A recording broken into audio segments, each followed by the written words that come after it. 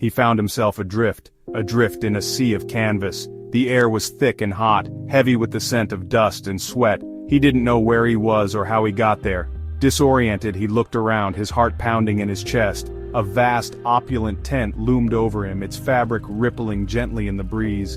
It was a strange and unsettling place. He felt a knot of unease tightening in his stomach. He had been here before, he was sure of it. This tent, this feeling of dread, it all felt eerily familiar.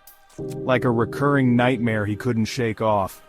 He tried to remember, to grasp at the edges of a memory, but his mind was a chaotic whirlwind of images and emotions. Then he saw her, sitting gracefully amidst the rich tapestries and cushions, her eyes locked onto him. She was even more beautiful than he remembered, her gaze as piercing as ever. It sent a shiver down his spine, a shiver that was not entirely unpleasant. He knew her, he realized with a start. He knew her well. Beside her stood a figure he did not recognize.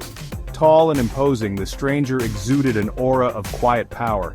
His face was hidden in the shadows, but the man could feel his intense gaze burning into him. This man, he sensed, was dangerous. Jarovano Basics, the woman spoke, her voice a soft murmur in the stillness of the tent. He will be handling our transaction. The name hung in the air between them, heavy with unspoken meaning. The man's breath caught in his throat. Transaction? What transaction? A wave of nausea washed over him. He knew this woman, yes, but he had also hurt her deeply, betrayed her trust. The memory, sharp and painful, pierced through the fog of his confusion. He had tried to forget, to bury the past, but here it was, rising up to confront him in this strange and terrifying dreamscape. The sun beat down mercilessly on the tent, the heat stifling.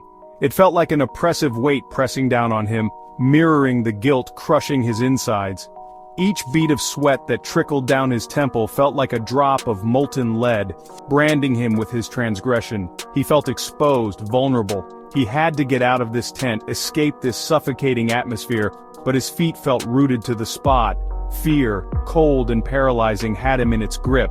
He was trapped in this sweltering prison of his own making. The tent flap fluttered in the breeze, the sound like a whispered threat. The shadows danced and shifted, playing tricks on his already frayed nerves. The air crackled with unspoken tension, the silence punctuated only by the pounding of his own heart.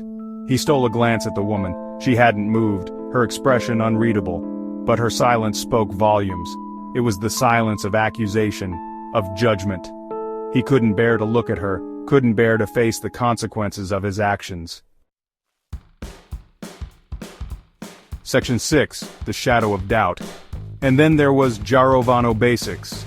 The man remained an enigma, his face still shrouded in shadow. His presence filled the tent, an intimidating force that pressed against him, suffocating him. He tried to read the man's eyes, tried to gauge his intentions, but there was nothing to see, only an impenetrable darkness. Doubt gnawed at him, sharp and relentless. What was this transaction they spoke of? What price would he have to pay for his betrayal? Fear, like a venomous serpent, coiled itself around his heart, squeezing tightly. Section 7, The Approaching Storm. The air grew heavy, thick with anticipation. Outside, the wind began to pick up, howling like a wounded beast. The canvas of the tent strained against the gusts, the sound like a drumbeat heralding an approaching storm. He felt a tremor of fear run through him. He watched as Jarovano Basics reached into his coat, his movement slow and deliberate.